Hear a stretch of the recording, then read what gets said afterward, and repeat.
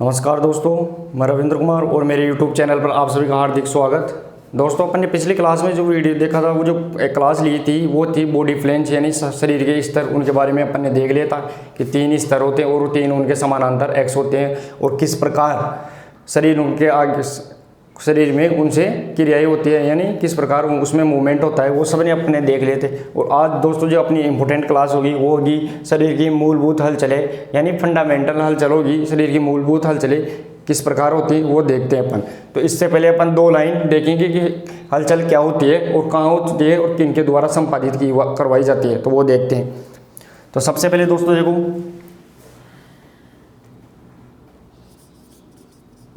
मूलभूत हलचल या मूलभूत हलचलें सदैव जोड़ के आसपास संपादित होती है। मूलभूत हलचल कहाँ होती है, तो वो सदैव जोड़ के आसपास संपादित होती है, लेकिन मांसपेशियों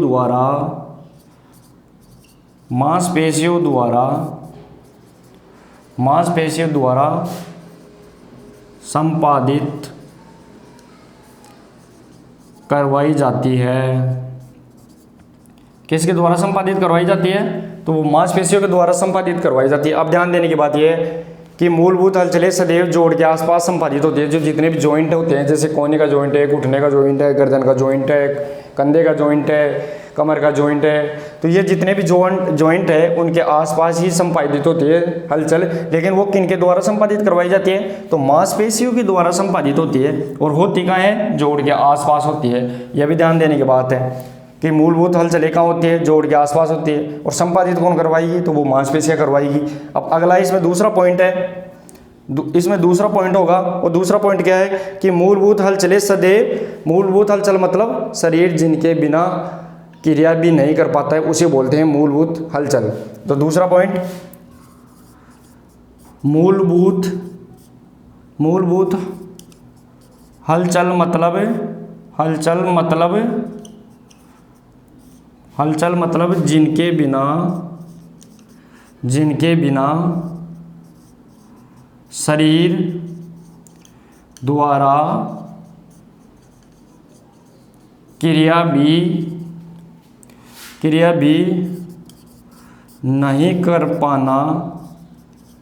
नहीं कर पाना संभव हो। यानी मूलभूत हलचल किसे बोलेंगे कि जिनके बिना शरीर में कोई भी क्रिया नहीं होगी, उसे बोलेंगे मूलभूत हलचल। तो मूलभूत हलचल यानी शरीर में क्रिया करने के लिए मूलभूत हलचल का होना जरूरी है। अगर मूलभूत हलचलें जॉइंट के आसपास अगर नहीं होती है तो शरीर बिल्कुल भी गति नहीं करेगा, बिल्कुल भी क्रिया नहीं करेगा। तो इसमें इंपॉर्टेंट बात यह है कि मूलभूत हलचल मतलब जिनके बिना शरीर द्वारा क्रिया भी नहीं कर पाना। ये इंपॉर्टेंट है कि जिनके बिना अगर मूलभूत शरीर में हलचलें नहीं होगी तो शरीर बिल्कुल भी क्रिया नहीं करेगा, बिल्कुल निष्क्रिय रहेगा। तो ये अपन ने 2 लाइनें देखी। अब इसके अलावा देखेंगे अपन कौन कौन सी क्रियाएं होती है वो सब देखेंगे। लेकिन सबसे पहले 2 पॉइंटों को एक बार फिर से देखेंगे कि मूलभूत हलचलें सदैव जोड़ के आसपास संपादित करवाई जाती है। ये ध्यान देखने की बात है, संपादित का होगी, जोड़ के आसपास होगी। लेकिन कौन करवाएगी, मांसपेशियों द्वारा होगी वो हलचल, होगी तो जोड़ के ऊपर, लेकिन करवाएंगी कौन, मांसपेशियां। इसके अलावा दूसरा पॉइंट, मूलभूत हलचलें मतलब जिनके बिना शरीर द्वारा क्रिया भी नहीं कर पाना, यानी शरीर बिल्कुल भी क्रिया नहीं कर पाता है। अगर हलचलें नहीं होगी, मूलभूत हलचल नहीं होगी, फंडामेंटल मूवमेंट्स नहीं होगा, तो इनके बिना बिल्कुल भी शरीर क्रिया नहीं कर पाएगा, बिल्कुल निष्क्रिय रहेगा। ये दोनों इंपॉर्टेंट अपने को समझ में आ गया कि मांसपेशियों द्वारा ये हलचल होती है और वो होती कहाँ पर है, जॉइंट के आसपास होती है। तो दोस्तों एक बार आप इसको नोट कीजिए, फिर अपन प्रत्येक हलचल को देखते हैं।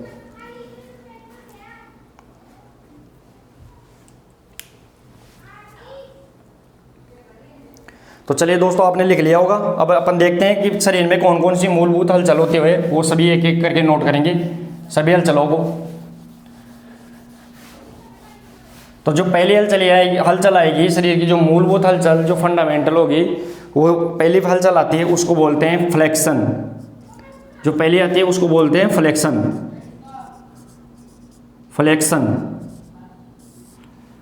फ्लेक्शन का मतलब, अब इसकी डेफिनेशन देखिए, जब दो हड्डियों के बीच में, मैंने पहले बोला था कि हलचल कहाँ होगी, जॉइंट के ऊपर, जितने भी जॉइंट शरीर में वहाँ पे हलचल होगी, लेकिन करवाएंगी कौन, मांसपेशियाँ। तो फ्लेक्शन का मतलब दो हड्डियों के बीच में कोण का कम होना फ्लेक्शन कहलाता है। मान लो ये कौन सी है, ये इसमें दो हड्डी है, कौन सी, रेडियस और अल्ना, और इसमें 4R में कौन सी हड्डी है, तो वो ह्यूमरस। जब दो हड्डियों के बीच में कोण का कम होना, तो देखिए ये कम ही तो हो रहा है कोण, तो इन दोनों के बीच में कोण का कम होना क्या होगा, फ्लेक्शन। तो इसकी डेफिनेशन क्या आएगी, दो हड्डियों के बीच में, दो हड्डियों के बीच में, दो हड्डियों के बीच में कोण का कम होना फ्लेक्शन कहलाता है, फ्लेक्शन कहलाता है। एग्जाम्पल के तौर पर अपन इसको देखेंगे, तो दो हड्डियों के बीच में कोण क्या हो रहा है, यहाँ पे देखिए दो हड्डियों के बीच में क्या हो रहा है, कोण कम हो रहा है। तो दो हड्डियों के बीच में जो कोण कम हो रहा है उसको बोलेंगे फ्लेक्शन। एग्जाम्पल के तौर पर देखें तो खेल के अंदर बैक किकिंग, जो फुटबॉल की अपन बैक किकिंग मारते हैं तो उसमें पैर होता है वो पीछे की तरफ जाता है, जो पीछे की तरफ जाएगा तो पैर और जो जांघ की मांसपेशियां उनके बीच में, यानी जांघ की जो हड्डी है जिसे फीमर बोलते हैं, और जो पैर की दोनों हड्डियां हैं जिसे टिबिया और फिबुला बोलते हैं, उनके बीच में कोण का कम होगा। क्योंकि पैर, मान लो ये पैर है तो पैर मुड़ेगा, ये तो अपनी जांघ हो गई मान लो, और ये पूरा पैर हो गया, नीचे वाला पैर हो गया। तो अपन अगर बैक किकिंग करेंगे तो ये पैर के इधर की साइड में जाएगा पहले, फिर आगे आएगा, तो इन दोनों के बीच में क्या होगा, कोण कम होगा। यहाँ पे कौन सी हड्डी है, तो यहाँ पे फीमर है, और यहाँ पे टिबिया और फिबुला दो हड्डी है, यानी इन हड्डियों के बीच में क्या होगा, कोण कम होगा। तो इसका एग्जाम्पल होगा बैक किकिंग, बैक किकिंग।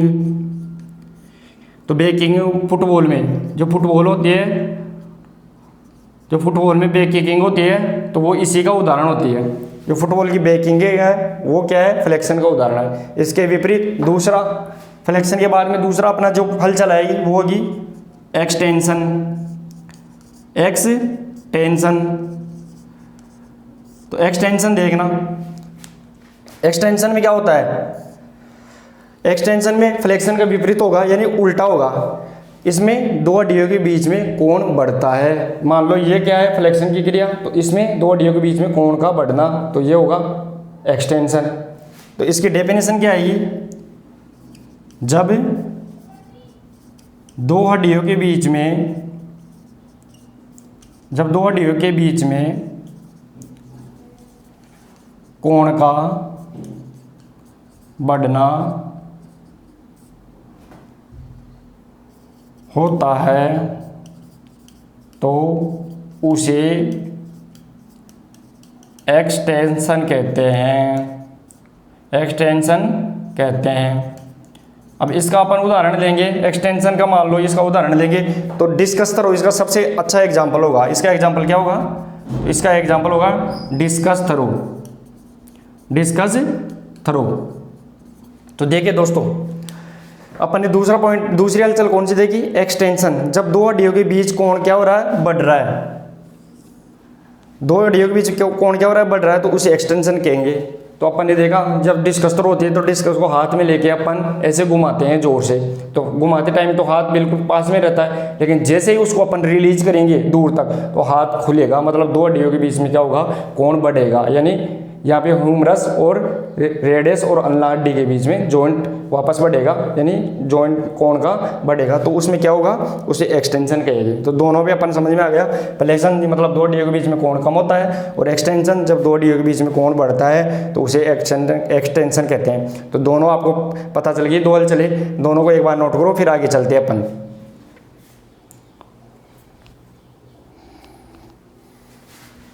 चलिए दोस्तों, आपने नोट कर लिया होगा। अब अपन अगर आगे की तीसरी हलचल देखते हैं कि तीसरी हलचल कौन सी होती है। तो तीसरा अपनी जो हलचल आएगी, मूलभूत हलचल है, वो होगी हाइपर एक्सटेंशन, हाइपर एक्सटेंशन। जो हाइपर एक्सटेंशन होगी, इसका मतलब क्या होता है, जब एक्सटेंशन जब एक्सटेंशन को जारी रखे और वो मीडियल रेखा से पार कर जाए, जो वो शरीर की मध्य रेखा को पार कर जाए, तो उसे हाइपर एक्सटेंशन कहते हैं। हाइपर एक्सटेंशन, जब एक्सटेंशन को जारी रखे और वो शरीर की मध्य रेखा को पार कर जाए तो उसे हाइपर एक्सटेंशन कहते हैं। इसमें देखिए अपन देखेंगे इसकी एक डेफिनेशन। जब एक्सटेंशन, अपन ने पहले पढ़ा था ना एक्सटेंशन, जब एक्सटेंशन को जारी रखते हुए, जब एक्सटेंशन को जारी रखते हुए शरीर की मध्य रेखा या मीडियल लाइन शरीर की मध्य रेखा से पार कर जाए तो उसे हाइपर एक्सटेंशन कहते हैं। देखिए दोस्तों, अपन ने इसमें देखा हाइपर एक्सटेंशन, तो अपने एक्सटेंशन पहले ही पढ़ लिया था कि दो हड्डियों के बीच में कोण क्या होता है, दो हड्डियों के बीच में कोण बढ़ता है, तो उसे एक्सटेंशन। लेकिन इसमें क्या लग गया, हाइपर, यानी कोण एक्सटेंशन को और आगे तक, यानी मध्य रेखा से भी आगे तक उसको क्रॉस करवाया जाए, आगे तक पार करवाए गए, तो उसे हाइपर एक्सटेंशन कहते हैं। जैसे जब एक्सटेंशन है उसको और मध्य रेखा से, इंपॉर्टेंट बात यही है कि मध्य रेखा से पार कर जाए तो उसे हाइपर एक्सटेंशन कहते हैं, यानी एक्सटेंशन का जारी रखना हाइपर एक्सटेंशन कहलाता है। तीसरी चौथी अपनी जो मूलभूत हलचल आएगी उसे बोलते हैं अपन एबडक्शन।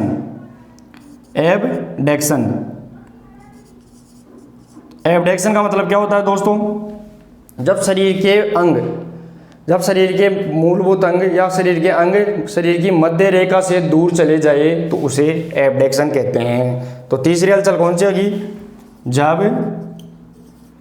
जब शरीर के अंग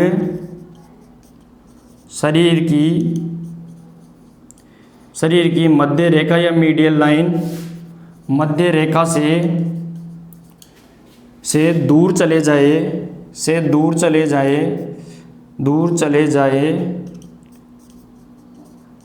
तो उसे एबडक्शन कहते हैं। तो उसे क्या बोलेंगे, एबडक्शन कहते हैं। देखिए दोस्तों, एबडक्शन का मतलब जब शरीर के अंग शरीर की मध्य रेखा यानी मीडियल लाइन से क्या कहाँ चले जाए, दूर चले जाए, तो वो कहलाएगा एबडक्शन। जैसे अपने हाथ है, तो अब हाथ से अपन बॉल को फेंकेंगे तो वो शरीर से दूर जा रहा है, तो उसे बोलेंगे एबडक्शन, यानी दूर जा रहा है हाथ को। अगर बॉल फेंकेंगे तो दूर जाएगा पहले हाथ, फिर फेंकेंगे उसको तो वो पहले दूर जा रहा है, तो उसको बोलेंगे एबडक्शन, यानी शरीर की मध्य रेखा से दूर जा रहे हैं अंग, तो उसे बोलेंगे एबडक्शन। तो दोस्तों अपनी चौथी क्रिया मूलभूत हलचल एबडक्शन। अब आगे वाली हलचल होगी तो वो पांचवी हलचल कौन सी आएगी, एडक्शन। इसके विपरीत काम करेगी, तो पांचवी एडक्शन। देखिए दोस्तों, शब्दों में गौर कीजिए, शब्दों में फर्क है। तो एबडक्शन, शरीर की मध्य रेखा से शरीर के अंग दूर चले जाएं तो उसे एबडक्शन बोलेंगे। एडक्शन, जब शरीर के अंग शरीर की मध्य रेखा यानी मीडियल लाइन के पास में आए तो उसे बोलेंगे अपन एडक्शन। तो इसकी परिभाषा डेफिनेशन कैसे रहेगी, जब शरीर के अंग शरीर की मध्य रेखा या मीडियल लाइन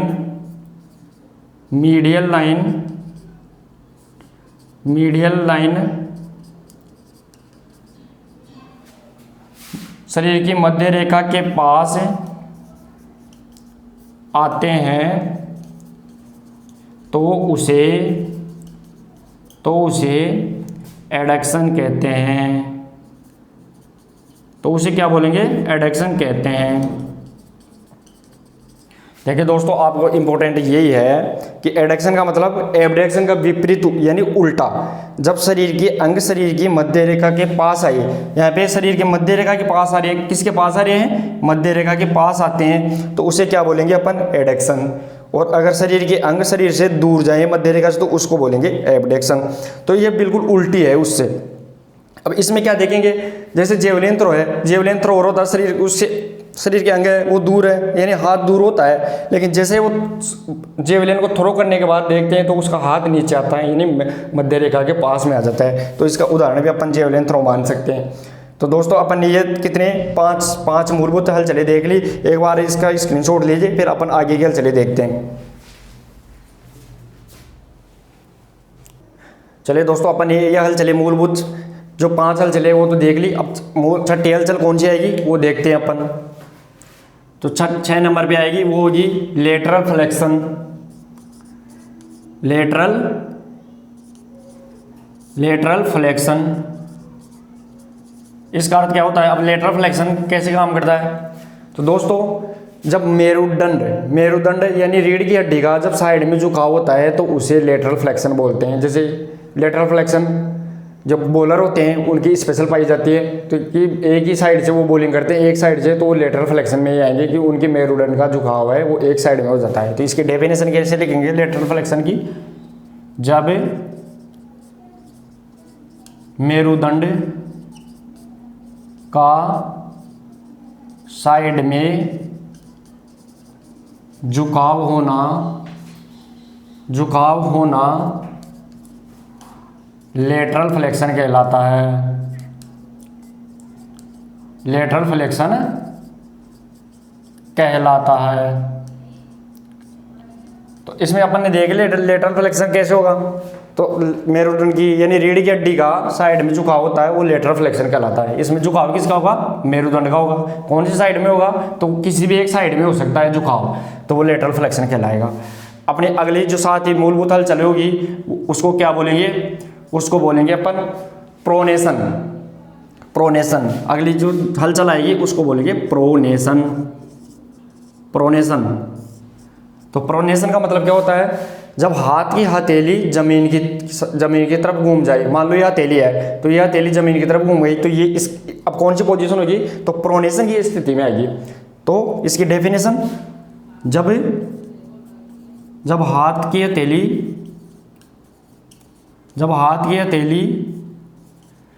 जमीन की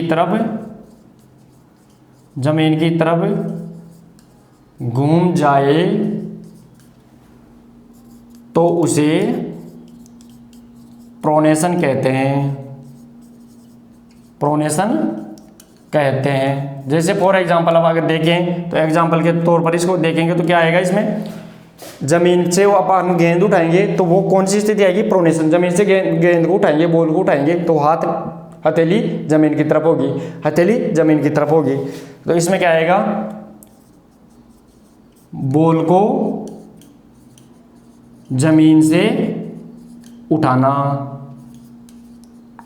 तो बॉल को जमीन से उठा रहे हैं तो हथेली नीचे की तरफ होगी। इसका मतलब प्रोनेशन हलचल होगी। उसमें कौन सी हलचल होगी? प्रोनेशन वाली हलचल होगी। और इससे आगे अपन जो आती है 8वीं, वो हलचल कौन सी आएगी? प्रोनेशन के विपरीत सुपिनेशन। कौन सी? सुपिनेशन। अब सुपिनेशन में इससे विपरीत ही काम होगा। प्रोनेशन से विपरीत सुपिनेशन में काम होगा। जब हाथ की हथेली आकाश की तरफ या ऊपर की साइड में घूम जाए तो उसे सुपिनेशन कहते हैं। जैसे या इस टाइम में कौन सी है? प्रोनेशन। लेकिन जैसे ही हाथ की हथेली ऊपर आकाश की तरफ घूम जाएगी तो कौन सी स्थिति होगी? तो वो होगी सुपिनेशन। तो इसकी डेफिनेशन, जब हाथ की हथेली आकाश की तरफ या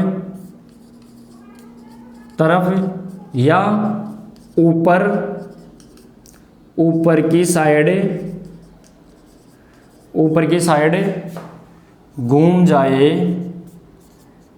जाए तो उसे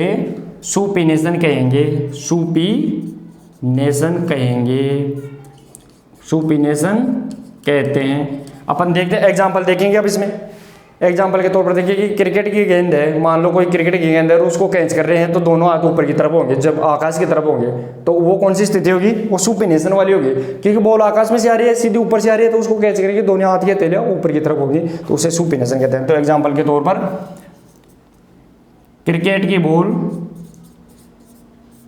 की बॉल को कैच करना। तो दोस्तों अपन ने देखा, अपन ने अब तक आठ मूलभूत हलचलें पढ़ ली।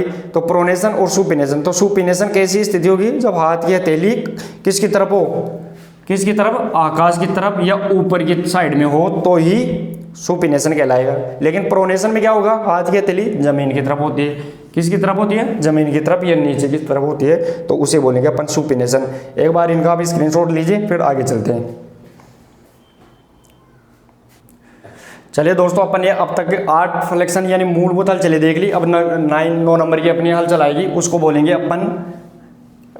अपन कौन सी हलचल, प्लांटर फ्लेक्शन, यानी प्लांटर फ्लेक्शन। प्लांटर फ्लेक्शन का मतलब क्या होता है, देखिए दोस्तों, जब पैर का पंजा है वो टीबिया हड्डी से दूर चला जाता है, तो उसको बोलेंगे प्लांटर फ्लेक्शन, यानी पैर के पंजे का टीबिया हड्डी से दूर चले जाना प्लांटर फ्लेक्शन कहलाता है। तो इसकी एक बार अपन डेफिनेशन लिखेंगे, फिर इसको एक एग्जांपल के तौर और चित्र के द्वारा भी समझेंगे। तो प्लांटर फ्लेक्शन, जब पैर के पंजे का टीबिया हड्डी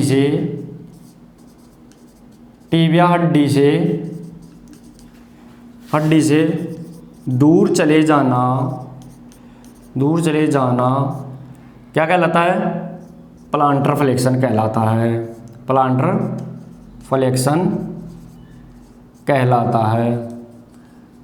अब ये किस में होता है, जब अपन फुटबॉल के किक मारते हैं तो इसी क्रिया का यूज होता है, यानी प्लांटर फ्लेक्शन। जो पैर का पंजा होता है वो टीबिया हड्डी से दूर जाता है, यानी उसको मारते हैं। तो इसमें एग्जांपल के तौर पर भी अगर इसको देखें तो क्या आएगा, फुटबॉल की किकिंग, फुटबॉल को किक मारना, फुटबॉल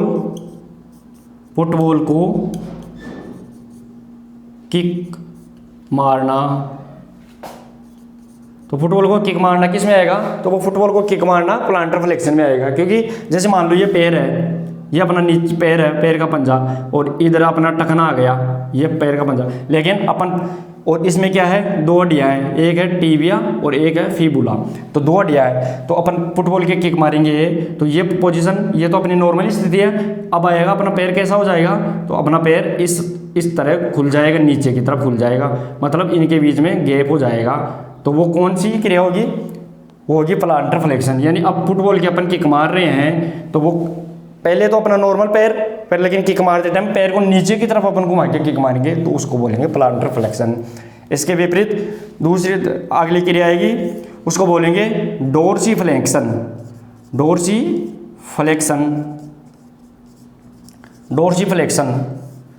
देखिए दोस्तों, इसमें क्या होगा, इसमें प्लांटर फ्लेक्शन के बिल्कुल विपरीत यानी अपोजिट होगा।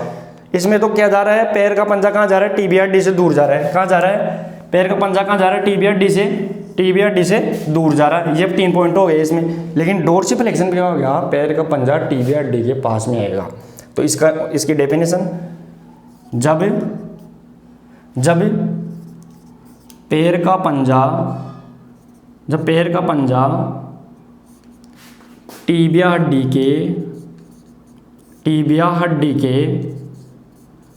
हड्डी के पास आ जाए तो उसे डोर्सी फ्लेक्शन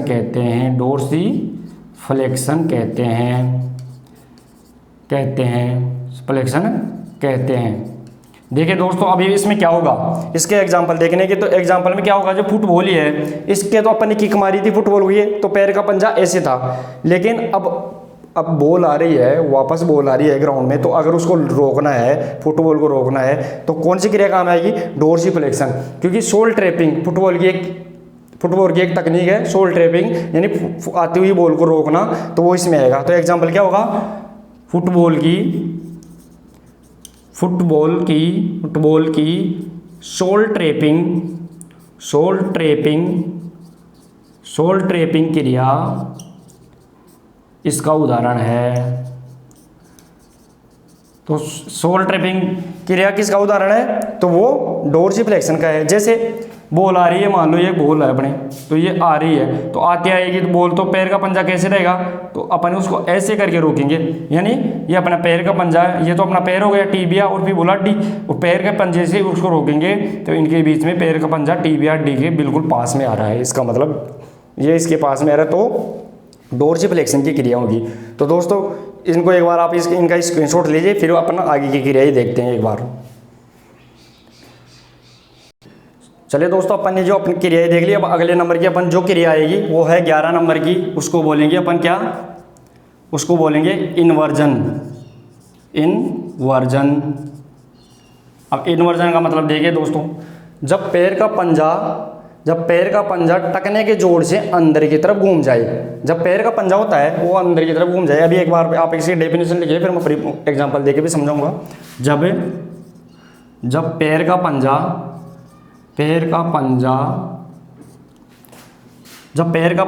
टकने के जोड़ से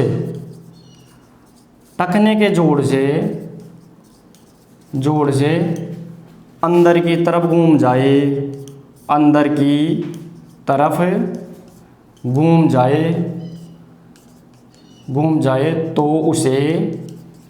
तो उसे इन्वर्जन कहते हैं।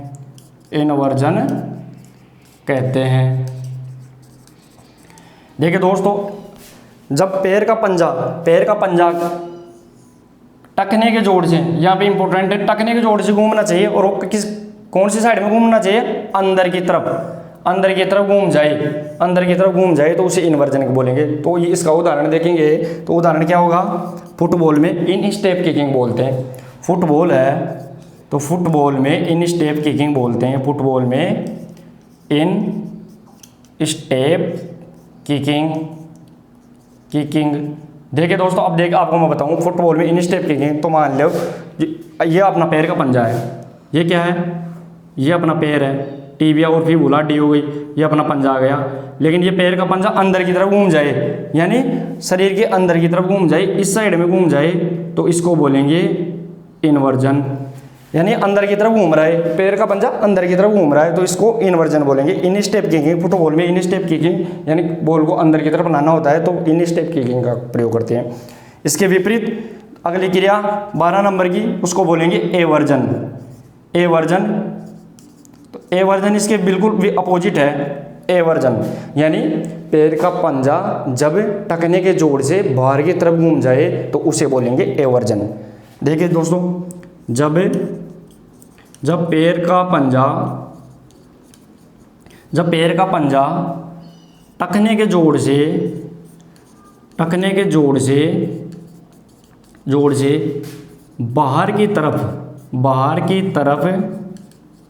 बाहर की तरफ घूम जाए